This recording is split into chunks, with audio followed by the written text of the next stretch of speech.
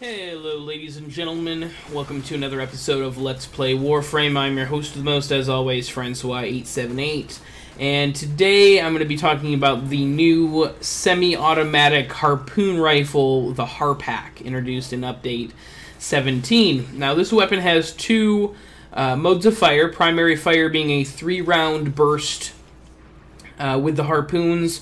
Primary fire has a lot of recoil on it. It is kind of hard to control. Once you learn how to control it, though, this weapon is fairly accurate. You just kind of have to know where to place your shots initially. Its secondary fire is a single harpoon that goes out and will pull enemies towards you, opening them up for melee finishers. It's not very practical. It's fun to yell, "Get over here!" at your computer screen while you use it, but the range is not very good on it, so you have to get a little closer to the enemies than I would like, honestly.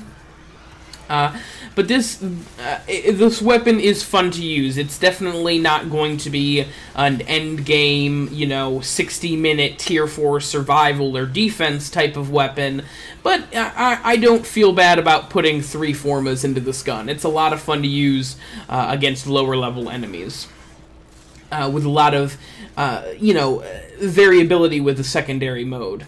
Now this build I'm going to show you, like I said, is a 3 Forma build. I added 2 offensive polarity mod slots, which is the V-shaped ones, as well as a utility mod slot, which is the horizontal dash shape. For this build, I'm actually using a heavy caliber that is not fully ranked. This heavy caliber is ranked 6 of 10. That is to mitigate the accuracy loss a little bit, because like I said, this gun has a ton of recoil and it's a little hard to control sometimes, and I found that when I'm using a full heavy caliber, it was just, the harpoons were going all over the place.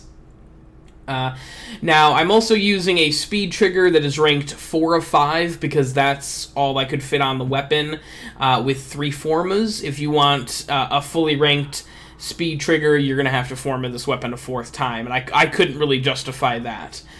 Serration and Split Chamber, of course, those are your standard primary weapon mods. For this particular build, I decided to go with one elemental damage mod that is 90% damage, and the other one being a dual stat, 60% damage, 60% status chance. This weapon's status chance is not very good. I'll be real honest with you guys. It's not great. But with one of those mods, it does pull it over 25% with Split Chamber. So it's not quite as bad. You will be proccing status effects decently often, but it's definitely not going to be the Murloc or the Heck. This is definitely going to be a weapon that procs status effects infrequently. Now, what I've done to finish this weapon out is I've put on Point Strike and Vital Sense, which is your crit damage and your crit chance mods. This weapon with Vital Sense has a pretty decent crit multiplier at 4.4, which is the same as most of the bows in the game. So you'll be hitting for a decent amount of damage when you crit. Unfortunately, even with Point Strike, your crit chance is only going to be 37.5, which isn't too bad. It basically guarantees you a crit every pull of the trigger with the Harpak, but I feel like it could be a little bit more. It could just get a little bit of a buff for like an extra 10% or something, and this gun would really be dishing out a crazy amount of punishment. But as it stands right now, the Harpak is a little bit weak on the damage. I still had no problem fighting level 50 enemies with this gun, so you're definitely going to be able to at least start a tier 4 survival or a tier 4 defense with this weapon, but I would say there isn't really a build out there that you'll be able to make with this gun that really will be able to do end game stuff. This weapon it doesn't have the status chance, it doesn't have the crit chance, it doesn't have the flat damage in order to really achieve high level effectiveness. But that being said, this gun is a lot of fun to use. The secondary fire mode with the harpoon chain can definitely open up some pretty cool melee finishers, especially against higher level opponents. And the 3-round burst, we haven't had a 3-round burst weapon in a while. It's been, I would say, probably a couple of months. So those of you out there who are, who really dig burst weapons will have a lot of fun with the Harpak.